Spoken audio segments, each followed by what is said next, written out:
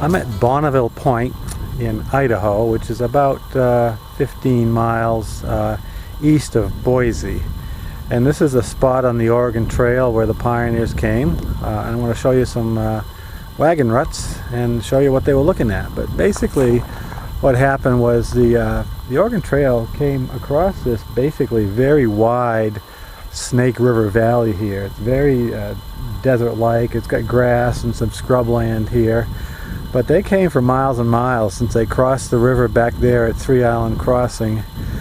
They traveled a long way in this river plain here to get to this point. And I think it was in the 1830s there was a guy that found this point. This is called Bonneville Point, named after Captain Bonneville, who kind of came up here, and I'm going to show you what he saw. But Oregon Trail went kind of right over this point. So let me go show you some wagon ruts and what they saw when they got here after traveling across this very wide and barren valley back then. So there's a nice little park here that they formed. It's kind of out in the middle of nowhere. I had to drive 3 miles up a dirt road to get here. But it's a nice little, it's just a little day use type of thing out in the middle of nowhere. But I'll show you what they saw up here and show you some of the memorials to the trail. But now you can see that they have a nice little monument here to Bonneville Point. You can see kind of what they said here. Yeah, so Captain Bonneville, I just read him and his men. He had 110 men, 20 wagons. They got to this point in 1833.